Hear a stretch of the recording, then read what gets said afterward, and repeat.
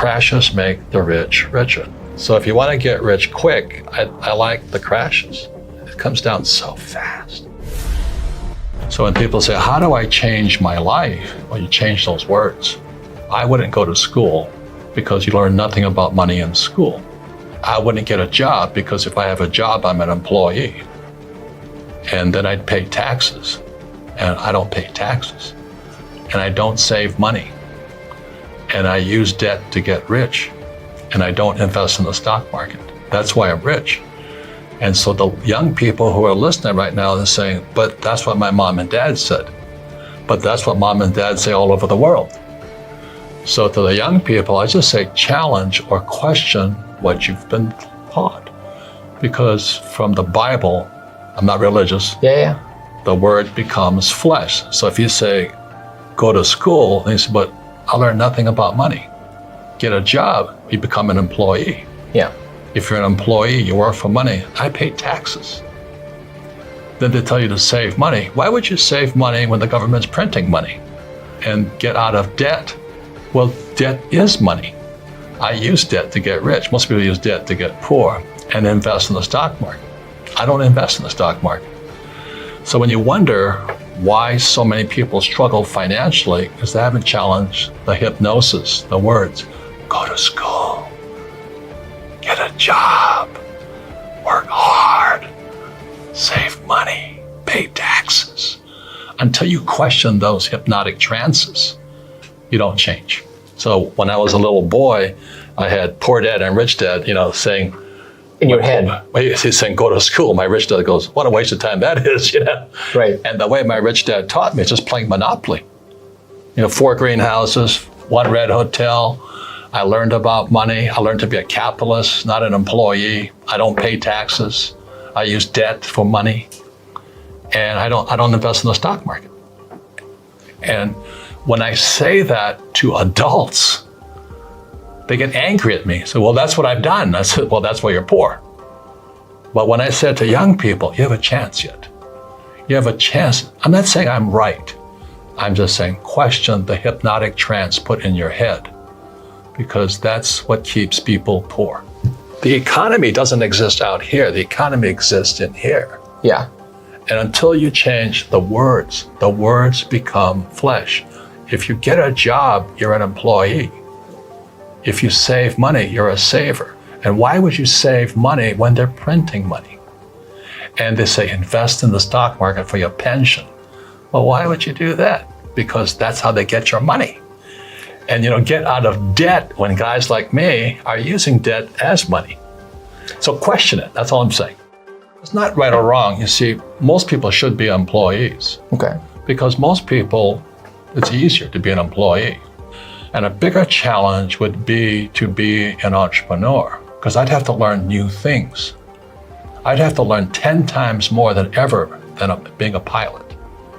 So for me, it was right for me to become an entrepreneur because I was really interested in learning about money and business and economics and all this. But most employees aren't. So for most people who are employees, they should get a job, work hard, save money, pay your taxes and all that. But entrepreneurs don't pay taxes. We don't save money. We use debt as money. And everything's different. And I don't invest in the stock market. But I had to pay the price, which was get my own education, not the stuff they teach you in school. So what do you think that person should do? They've started to question their beliefs. They got it. They know, okay, I've been brainwashed. I know, but what do I do now? Most people come out of school, they don't even know what accounting is. They say, oh, they taught me to balance a checkbook. I'm going, big deal, You have to know assets and liabilities. You must understand taxes. The rich don't pay taxes.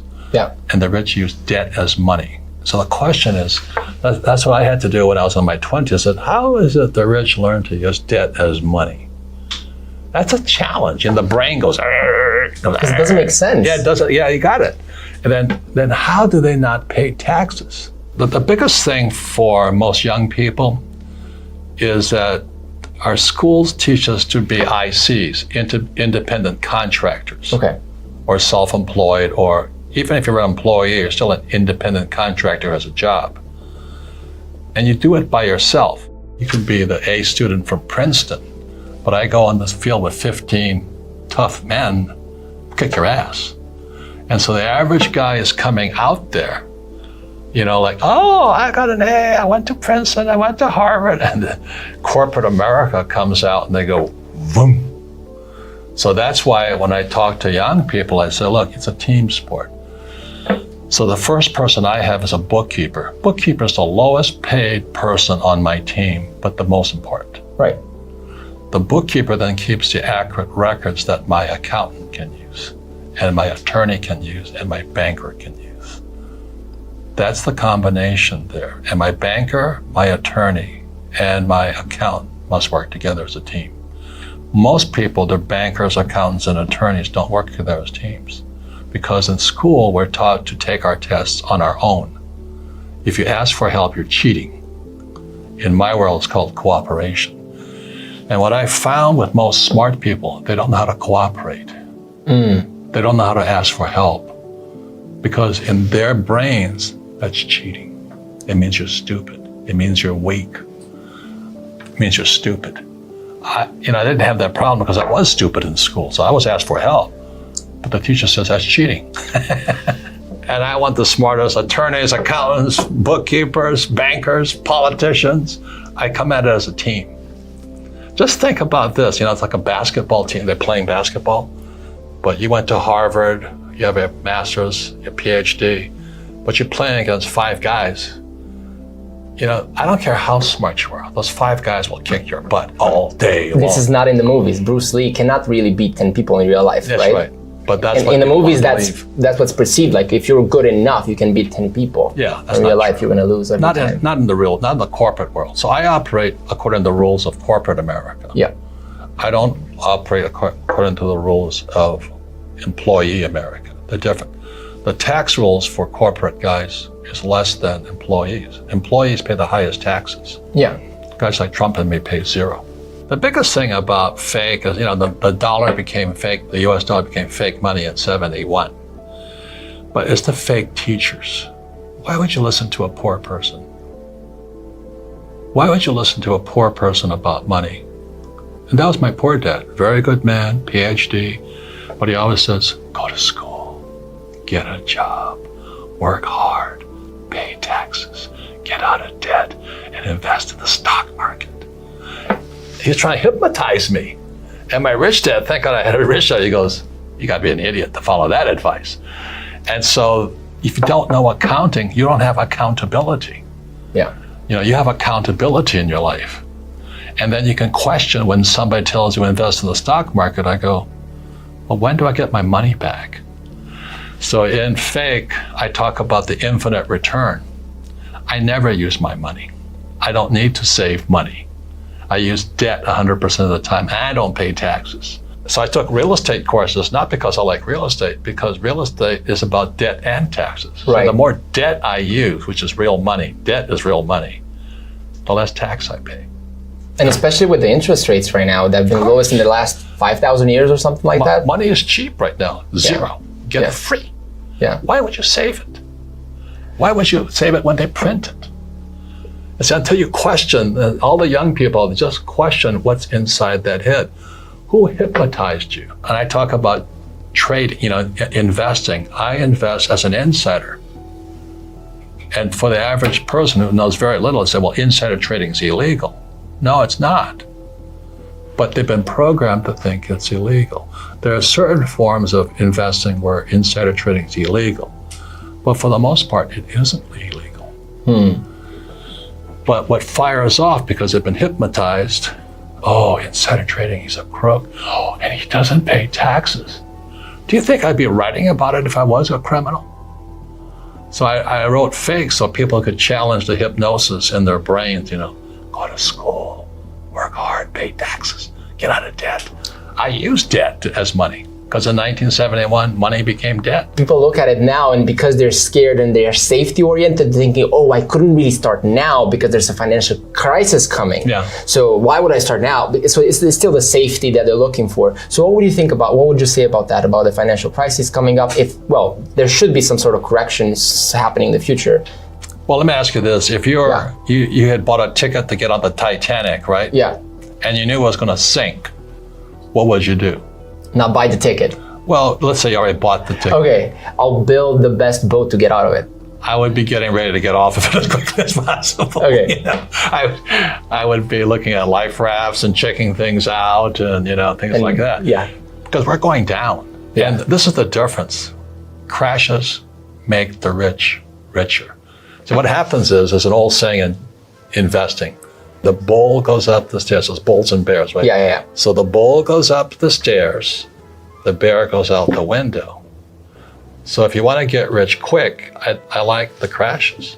Because you can buy low. Oh, shit, it comes down so fast. So if you can do it in stocks, you can short the thing, you can do, you know, naked put, yeah. You can be instantly quick. But it's slow going up, but it's fast when it crashes. So right now, if I was a young person, I'd be taking probably a stock options course to trade the market coming down, because you'll get rich faster that way. It takes about 5 years to practice that. But I love crashes. You know, I get really excited about a crash. Unfortunately, most people get wiped out. But nonetheless, the facts are crashes make the rich richer. That's why fake is fight fake with facts. Yeah. So if you want to get rich quick, you know, it's when the Titanic is going down, you can sell lifeboats. You have to make mistakes to learn, but our schools punish you for making mistakes. And then they also punish you for asking for help, because that's called cheating. I call it cooperation. Yeah. So that everything is opposite from school. You know, entrepreneurs are not going to make good employees.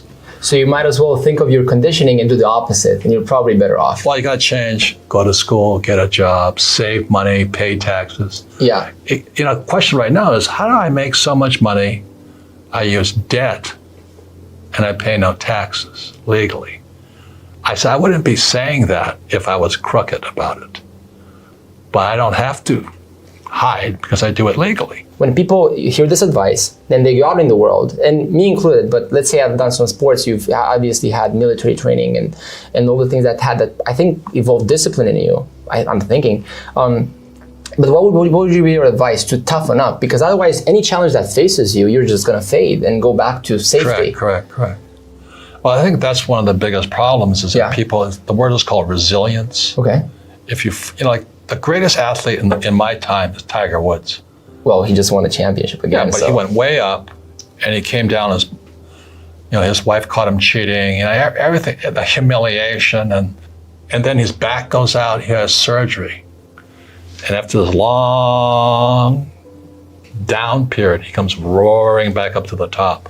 And if you've ever been to Augusta, the golf course where the Masters is played, that is the toughest golf course I have ever seen. I don't know how those guys play that course. Yeah. You have to be a mountain goat to play that course, you know? And these guys are taking shots from down here, the green's up here. And these guys are going, holy mackerel. So he came back. So if there's a story of resilience and determination and a comeback, it's Tiger Woods. I mean, I'm in awe of that guy.